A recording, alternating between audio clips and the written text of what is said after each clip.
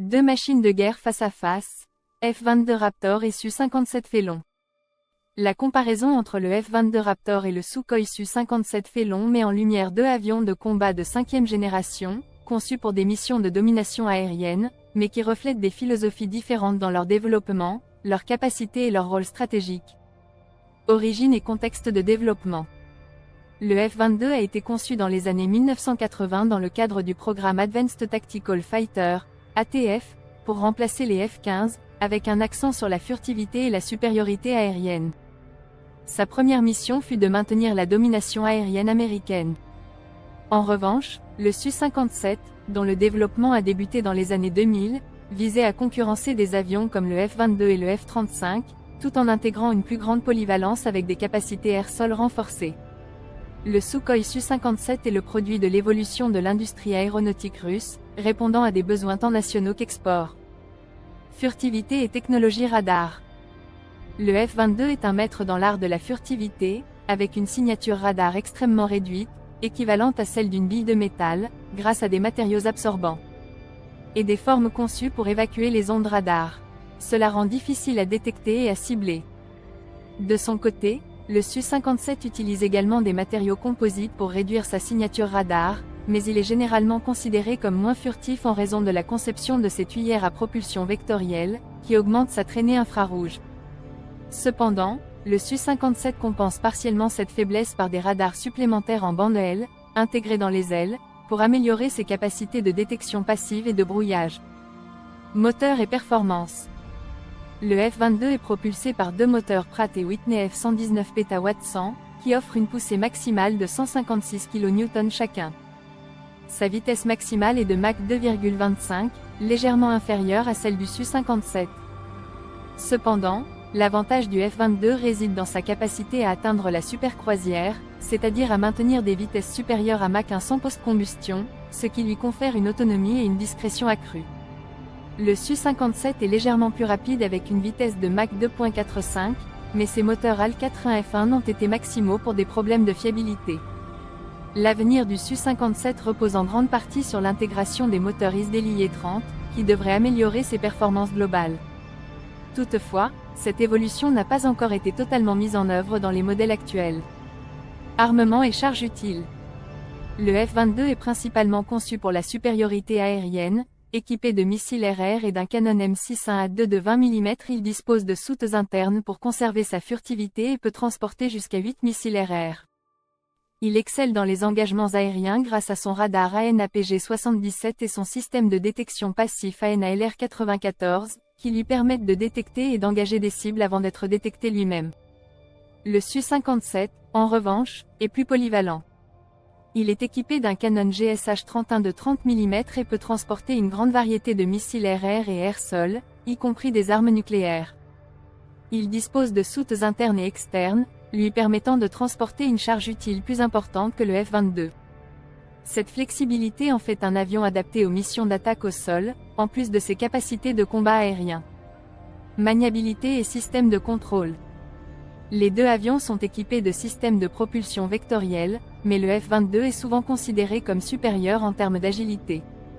Grâce à son système de contrôle de vol avancé et sa furtivité, il est capable d'effectuer des manœuvres spectaculaires, comme le Cobra de Pougatchev, tout en restant discret sur le champ de bataille. Le Su-57 est également extrêmement maniable, mais sa conception plus volumineuse et ses tuyères à poussée vectorielle pourraient le rendre plus vulnérable en combat rapproché en termes de détection. Technologie et coût. Le F-22 est l'un des avions les plus chers jamais construits, avec un coût unitaire d'environ 360 millions de dollars, ce qui a limité sa production à seulement 187 unités. Ce coût reflète non seulement la complexité de l'appareil, mais aussi les nombreuses technologies de pointe embarquées, comme son tableau de bord numérique complet et ses systèmes avancés de détection et de brouillage. Le Su-57, en revanche, est beaucoup moins coûteux, à environ 50 millions de dollars l'unité. Bien que plus abordable, il a connu des défis techniques, notamment avec ses moteurs et certains retards de production. Cependant, il reste un avion avancé, intégrant des systèmes comme l'intelligence artificielle et l'intégration d'armes nucléaires, qui lui offrent une flexibilité supplémentaire sur le champ de bataille. Rôle stratégique et avenir. Le F-22 est essentiellement un avion de supériorité aérienne, conçu pour dominer les précieux contre des forces aériennes ennemies de haut niveau.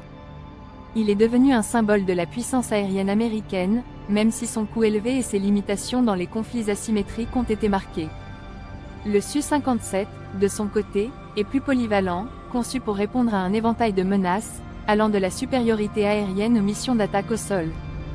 Bien qu'il soit encore en phase d'amélioration, notamment avec l'arrivée de nouveaux moteurs, il incarne l'ambition de la Russie de maintenir sa puissance aérienne face aux défis contemporains.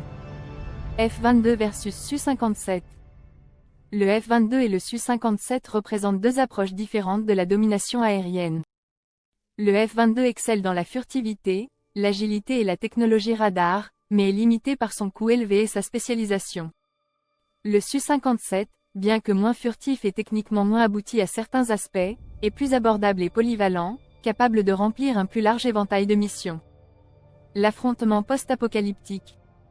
Au large de la mer Baltique, dans l'immensité du ciel, là où l'horizon se confond avec l'azur, deux ombres furtives se retrouvent sur la même trajectoire. Le F-22 Raptor, aigle américain à la silhouette élancée, et le Su-57 Félon, faucon russe aux lignes agressives. Leur rencontre n'étant rien fortuite, la région étant souvent l'objet de survols et de tentatives d'intimidation de part et d'autre. Mais, dans un contexte tendu entre les deux grandes puissances nucléaires, un signal mal interprété de la part d'un des pilotes et le premier missile part, il s'agit non seulement d'une confrontation entre deux puissances mondiales, mais aussi et surtout un affrontement technologique et d'idéologique, les deux machines de guerre s'engagent dans une danse mortelle. Chaque manœuvre, chaque missile tiré, est un message envoyé aux capitales du monde. Le Raptor, symbole de la suprématie aérienne américaine, et le Félon, incarnation de la montée en puissance russe, s'affrontent avec une rage mortelle. Les postes de commandement rapidement informés tentent de rappeler leurs pilotes. Mais le duel est lancé et la tension est à son comble dans les cockpits. La perte d'un des deux avions, parmi les plus sophistiqués au monde, pourrait déclencher une escalade militaire incontrôlable. À court de missiles, les deux machines continuent leur balai aérien, se frôlant dans un duel à mort. Aucun des deux pilotes ne voulant céder, avant de finalement recevoir l'ordre de s'éloigner l'un l'autre. Le match nul, aussi inattendu qu'il ait été, a permis d'éviter le pire. Les conséquences géopolitiques de ce duel sont multiples. D'une part, il a renforcé la position de la Russie sur la scène internationale, démontrant que son industrie aéronautique était capable de rivaliser avec celle des États-Unis. D'autre part, il démontre que la suprématie américaine est vacillante et que la course à l'armement de l'appareil militaro-industriel US ne garantit plus leur supériorité mondiale.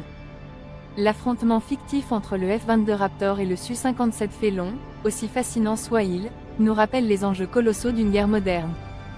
Espérons que ce scénario restera purement hypothétique et que les dirigeants du monde entier reconnaîtront la menace que représente la course effrénée aux armements que certains États, par le biais de leurs dirigeants, viennent de relancer, ceci, dans le plus grand mépris des peuples du monde entier.